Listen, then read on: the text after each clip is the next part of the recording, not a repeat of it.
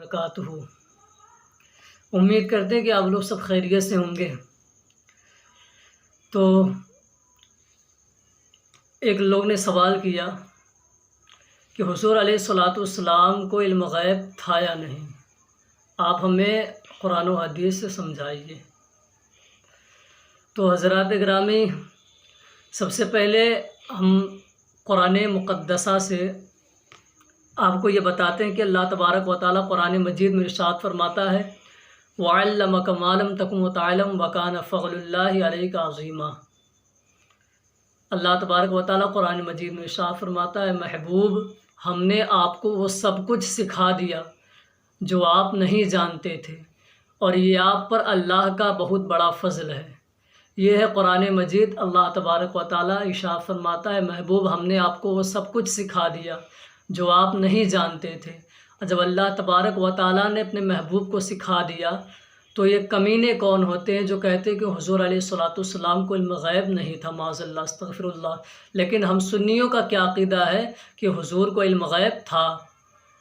زمین کے اندر کیا ہو رہا ہے یہ بھی حضور کو خبر ہے، اور آسمان کے اوپر کیا ہو رہا ہے یہ بھی حضور کو خبر ہے۔ اور ہم سنیوں کا عقیدہ تو یہ ہے کہ قیامت تک کونے کونے میں جو کچھ بھی ہونے والا ہے حضور اسے اس طرح ملاحظہ فرماتے ہیں جیسے کوئی اپنی ہتھیلی کو دیکھے۔ تو یہ آپ کا ہو گیا قرآن مجید سے بات۔ اب آئیے آپ کو ایک واقعات کی طرف لے چلتا ہوں کہ ایک مرتبہ ابو جہل نے حبیب یمنی کو پیغام بھیجا۔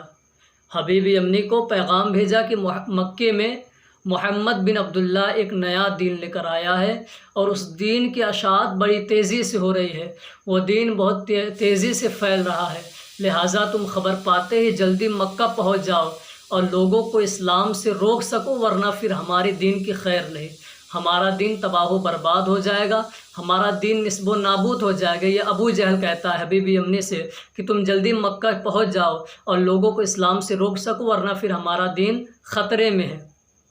یہ سن کر حبیب یمنی ابو جہل سے کہا کہ ابو جہل، میں نے تمہاری تو سن لی، اب ذرا محمد صلی اللہ علیہ وسلم کی بھی تو سن لوں، وہ کیسے ہیں اور وہ کیا کہتے ہیں۔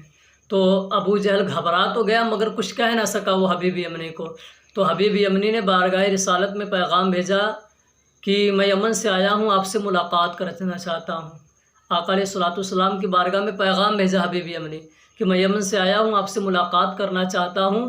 تو آقا کریم صلی اللہ علیہ وسلم نے حضرت ابو بکر صدیق رضی اللہ تعالیٰ عنہ کے ساتھ تشریف لائے، اور تشریف لانے کے بعد مجلس میں ایک سناٹا چھا گیا، کسی میں لب کی کشائی نہ تھی، کسی کے اندر بولنے کی ہمت نہ تھی۔ اور اس کی ترجمانی سرکار اعلیٰ حضرت یوں فرماتے ہیں کہ تیرے آگے یوں ہیں دبے لچے فصحا عرب کے بڑے بڑے، تیرے آگے یوں ہیں دبے لچے فصحا عرب کے بڑے بڑے، کوئی جان منہ میں زبان نہیں بلکہ جسم میں جان نہیں۔ حضرات گرامی، آخر کچھ دیر بعد جب کوئی بول نہ سکا، حبیب یمنی بھی حیران ہے، حبیب یمنی بھی خاموش ہے، آقا کریم صلی اللہ علیہ وسلم کا چہرہ دیکھ کر حبیب یمنی خاموش ہے۔ تو آقا کریم صلی اللہ علیہ وسلم نے فرمایا حبیب یمنی بتا تو نے مجھے کیوں بلایا ہے، تو نے مجھے کیوں یاد کیا ہے؟ تو حبیب یمنی کہتا ہے میں نے سنا ہے کہ آپ نبوت کے مدعی ہیں، اگر آپ نبی ہیں تو آپ کا معجزہ کیا ہے؟ تو آقا کریم صلی اللہ علیہ وسلم نے فرمایا حبیب یمنی جو تو چاہے، جو تو کروانا چاہے۔ تو آقا حضرت حبیب یمنی کہتا ہے کہ میں دو چیزیں چاہتا ہوں، کہ پہلی بات تو یہ ہے، پہلی چیز تو یہ ہے کہ چاند ابھی اپنی پوری روشنی کے ساتھ ہے، اسے آپ دو ٹکڑے کر کر دکھا دیجئے۔ تو آقا کریم صلی اللہ علیہ وسلم اپنی نبوت والی انگلی چاند کی طرف اشارہ کرتے ہیں تو چاند پھٹ کر دو ٹکڑے ہو جاتا ہے، اور پھر اشارہ کرتے ہیں تو چاند آپس میں مل کر یکساں ہو جاتا ہے۔ آپ نے یہ واقعہ تو سنا ہوگا، آقا کریم صلی اللہ علیہ وسلم کا معجزہ سنا ہوگا کہ آقا نے اپنی انگلی کے اشارے سے چاند کو دو ٹکڑے کیا۔ حالانکہ یہ وہی واقعات کی روشنی میں آقا کریم صلی اللہ علیہ وسلم نے حبیب یمنی کے کہنے کے مطابق یہ معجزہ دکھایا۔ اور جب آقا کریم صلی اللہ علیہ وسلم نے چاند کو شق کیا، چاند کو دو ٹکڑے کر دیا، پھر اپنے انگلی کے اشارے سے چاند کو آپس میں ملا کر ایک کر دیا، تو آقا کریم صلی اللہ علیہ وسلم نے فرمایا کہ حبیب یمنی بتا دوسری چیز کیا چاہتا ہے؟ تو حبیب یمنی کہتا ہے کہ حضور آپ خود ہی بتا دیجئے، میں دوسری بات کیا چاہتا ہوں۔ اگر آپ نبی ہیں تو میرے دل کی باتوں کا آپ بتائیں کہ میں کیا چاہتا ہوں، دوسری بات میری کیا ہے، دوسری چیز کا ہے۔ تو آقا کریم صلی اللہ علیہ وسلم نے فرمایا کہ سن، تیری ایک بے دست و پا لڑکی ہے، اس کی آنکھ تو ہے مگر اس کی آنکھوں میں دیکھنے کے لیے روشنی نہیں ہے، اس کے پاس پیر تو ہے لیکن چلنے کے لیے اس کے پیروں میں طاقت نہیں ہے، اور تو چاہتا ہے اسے شفا مل جائے۔ تو آقا کریم صلی اللہ علیہ وسلم فرماتے ہیں حبیب یمنی سے، جا میں نے اسے وہاں شفا بخش دیا ہے، جا میں نے تیری بیٹی کو شفا بخش دیا ہے، میں نے اللہ کی عطا سے اسے شفا بخش دیا ہے۔ تو حبیب یمنی کانپتی ہوئی آواز میں حیران و زدہ ہو گیا، حیران و پریشان ہو گیا، اور چیخا چلایا، کانپتی ہوئی آواز میں کہا اور فرمایا کہ ابو جہل سن لے، اے امی سن لے، اے مکہ کے در و دیوار سن لے، میں صدقے دل سے پڑھتا ہوں اشہد ان لا الہ الا اللہ و اشہد ان محمدً عبدہ و رسولہ۔